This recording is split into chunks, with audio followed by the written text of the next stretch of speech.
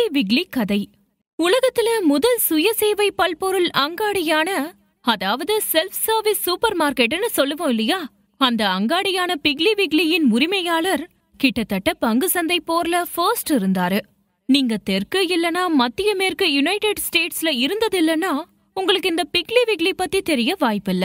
1917ல இந்த நிறுவனம் தான் முதலா சுயசேவை பல்பொருள் அங்காடியான ஐடியாவை காப்புரிமை வாங்கி வச்சது. கடைக்காரருக்கு ஷாப்பிங் கார்டுகளை கொடுத்த முதல் அங்காடி இதுதான். இன்னைக்கும் இந்த நிறுவனம் ரன்னிங்ல தான் இருக்கு. இந்த அங்காடியோட ஓனர் கிளாரன்ஸ். 1920ல பிக்லி விக்லி அமெரிக்கால எல்லா இடத்துலயும் வேகமா பரவிக்கிட்டு இருந்த நிறுவனம். ஆனா 1923ல நியூயார்க்ல உள்ள சில பிரான்சைசஸ் லாஸ் ஆனதுனால சில ஷார்ட் செல்லர்கள் பிக்லி விக்லிக்கு எதிரா கரடி வேட்டை விளையாட ஆரம்பிச்சாங்க. கரடி வேட்டைங்கிறது ஸ்டாக் மார்க்கெட்ல ஒரு உத்தி. அதாவது ஷார்ட் செல்லர்ஸ்க்கு ஒரு கம்பெனியோட ஷேர் ரேட் டவுன் ஆனா மட்டும்தான் லாபம் தரக்கூடிய முதலீடுகளை செய்ய முடியும். இத பயன்படுத்தி பிக்லி விக்லி தோத்து போன நியூயார்க் பிரான்சைசஸ் வச்சு முழு நிறுவனமே தோத்து போன மாதிரி பிம்பம் கொடுத்து பங்குகளோட விலைய வீழ்ச்சி அடைய செஞ்சாங்க. வீழ்ச்சி அடைஞ்ச பங்க குறைஞ்ச விலைக்கு கடனா இந்த ஷார்ட் செல்லர்ஸ் வாங்குவாங்க. அந்த பங்க மார்க்கெட்ல இன்வெஸ்ட் பண்ணி அதிக லாபம் பார்த்துட்டு கடனா வாங்கின பங்க மட்டும் வாங்கினவங்க கிட்ட கொடுத்துருவாங்க. இப்போ முதலீடு செஞ்சு லாபம் பார்த்த அத்தனை பணமும் ஷார்ட் செல்லர்ஸ்க்கு சொந்தம். இப்படி லாபம் பார்க்க கம்பெனியோட பங்கோட விலைய பொய்களை பரப்பி குறைச்சிடுவாங்க. அதுக்கப்புறம் அந்த பங்கு கடனா வாங்கி லாபம் பார்ப்பாங்க. கிளாரன்ஸுக்கு பயங்கரமான கோவம். இத தடுத்து நிறுத்தணும்னு வால் ஸ்ட்ரீட்டுக்கு ஒரு பாடம் கத்து கொடுக்கணும்னு நினைச்சாரு. அவர் பிக்லி விக்லியில இருக்கிற மிச்ச எல்லா ஷேரையும் அவரே வாங்க முன்வந்து வாங்கிட்டாரு. உடனே அவருடைய கம்பெனியின் பங்கு விலை $3 இருந்து $124 உயர்ந்துச்சு. இதனால அந்த ஷார்ட் செல்லர்ஸ் எல்லாருக்கும் பயங்கரமான அடி, இழப்பு அதிகம் அவங்களுக்கு. இப்ப அந்த பங்கு வாங்கணும்னா கிளாரன்ஸ் வச்ச விலையில தான் வாங்கணும். கிளாரன்ஸ் ரொம்ப அதிகமான விலையில பங்கு விற்க முன் வந்தாரு. ஆனா ஷார்ட் செல்லர்ஸ் யாரும் வாங்க முன் வரல. எந்த அரசாங்கமும் தலையிடாம பங்கு சந்தை அந்த காலத்துல நடந்துட்டு வந்துச்சு.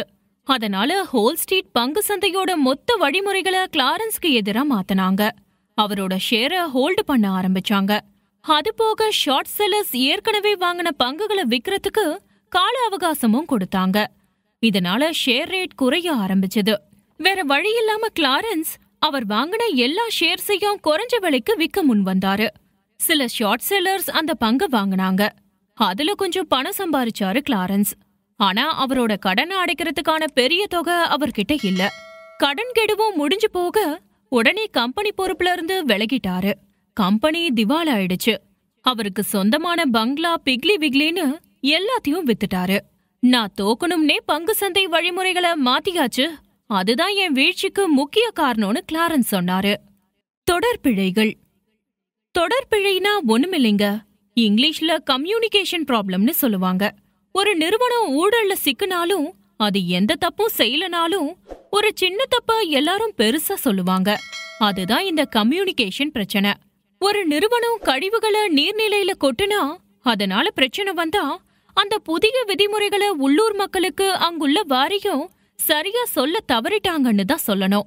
1950 பிற்பகுதியில ஜெனரல் எலக்ட்ரிக்ஸ் பெரிய அளவில் விலை நிர்ணயத்துல ஈடுபட்டாங்க.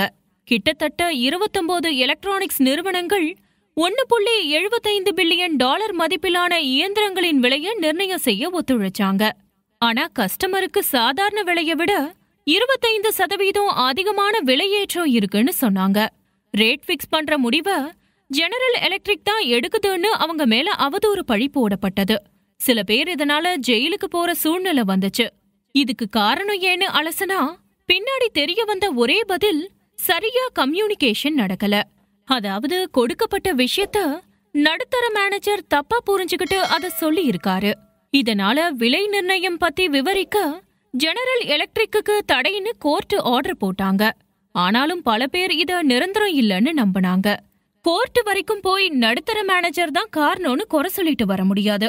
இதுல இருந்து தெரிய வந்தது, ஒரு கம்யூனிகேஷன் எந்த வகையான பிரச்சனையும் வேணும்னாலும் கொடுக்கும். இந்த பாகத்துல இந்த புத்தகத்தை யாரெல்லாம் பயன்படுத்திக்கலாம் அப்படின்னு பார்க்க போறோம். வணிகம் சார்ந்த விருப்பம் இருக்கவங்க பயன்படுத்திக்கலாம். வர்த்தகம் பார்க்காத ஏற்றமும் இறக்கமும் பத்தி ஆர்வம் இருக்கிறவங்க தெரிஞ்சுக்கலாம். அதோட தொழில்முறை வாழ்க்கையில இருக்கிறவங்களுக்கு பெருசா உதவக்கூடியது இந்த புக்.